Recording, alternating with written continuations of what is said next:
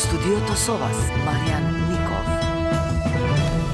Добро утро, вести во 9. Премиерот Христијан Мицковски заедно со градоначалникот на град Скопје Орце Ѓоргиевски синоќа беа во обиколка на главниот град.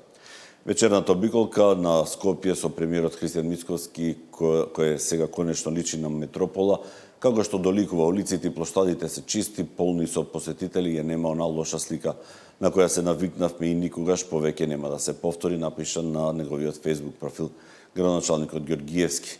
Инаку во делот од обиколката двајцата го посетија и местото Луна парк. Го посетивме она што долги години му треба не само на Скопје, туку и на Македонија. Луна паркот за кој наскоро започнуваме постапка за негова реализација. Најдоброто доаѓа стои во објавата на Ѓоргиевски. Инаку премиерот Христијан Мицковски ќе присуствува денеска на постување на камен темелник на изградба на нова детска градинка во општина Газибава. Од денеска стапува на сила и забраната за фрлање отпад по 22 часот. Инспекторите и комуналните редари на град Скопје ќе работат во 3 смени, распоредени за да ги санкционираат прекршителите на лице место. Граѓаните и фирмите ќе имаат една можност за поправен. Првото прекршување ќе може да помине со помена, но веќе за втор пат тоа ќе следува и казна. Инспекторите ќе бидат на терен и по полноќ за да ги фатат на дело сите што ќе ја прекршат новата забрана за фрлање отпад по 22 часот. Градските власти ја менуваат организацијата на оваа служба, според информации на Сител. Веднаш по утрешното објавување на одлуката, инспекторите добиваат нов, поинтензивен распоред во тросменско работење. Во контролите ќе бидат вклучени сите градски инспектори и комунални редари. Град Скопје има вкупно 40 инспектори, 11 комунални инспектори и 10 комунални редари. Сите овие вработени ќе бидат распоредени за поголема контрола. Прекршоците ќе ги констатираат на лице место, доколку најдат на веќе исфрлен отпад од поголеми размери, кој ќе биде од поинаков вид од вообичаениот на домакинствата. Ќе се влегува во подетална контрола на правните лица, велат од град Скопје. Од утре стапува на сила одлуката со која се забранува фрлање смет од 22 до 6 часот наутро.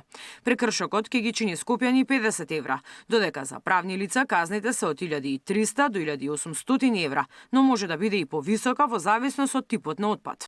Оваа мерка е воведена пробно и може да претрпи измени, објасни новиот директор на комуналното предпријатие. Целта, вели тој, е воведување ред фирмите и угостителите, повеќе да не ги полнат контејнерите наменети за домакинствата, а градот поефикасно да го собира отпадот. Новото раководство успеало да способи 40 возила за празнење контејнери, но за нормално функционирање потребни се уште најмалку 20.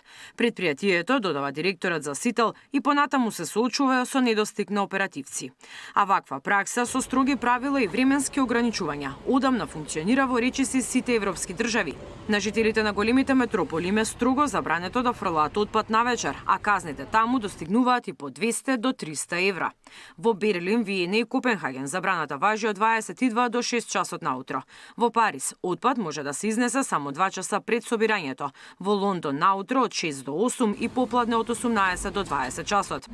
Во некои градови отпад се фрла само наутро, точно пред да пристигне камионот што собира смет во одреден ден од неделата. Мирена Давидовска, Сител телевизија.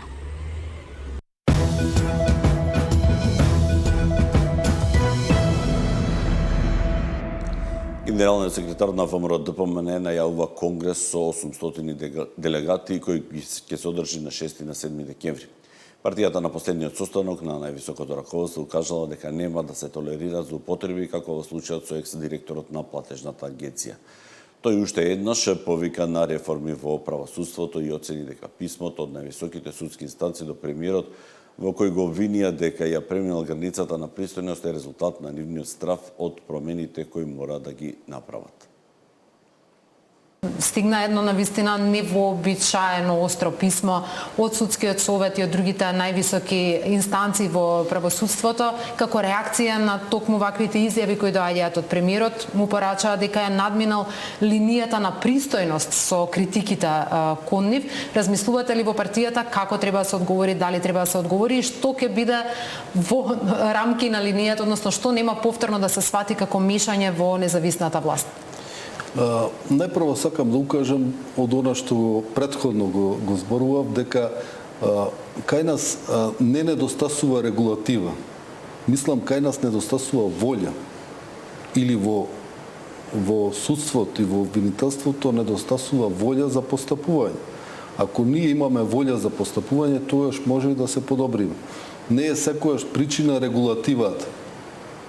Затоа што ако постапуваме и ако решаваме предмети секојдневно, ако се одлучува по предмети, тоаш ќе течат работите. Кај нас е проблемот застојот во работата на судско-обвинителските власти. Тоа е основниот проблем.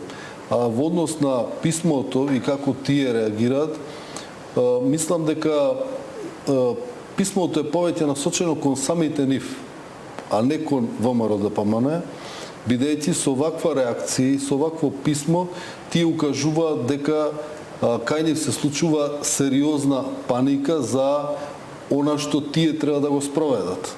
Ние, како ВМРО-ДПМН, како влада, како политички чинители, укажуваме на сите недостатоци и сакаме да се подобриме. Без силна судска власт не може да има силна влада. Затоа укажуваме да се подобро работите и да може на таков начин да имаме заеднички резултати.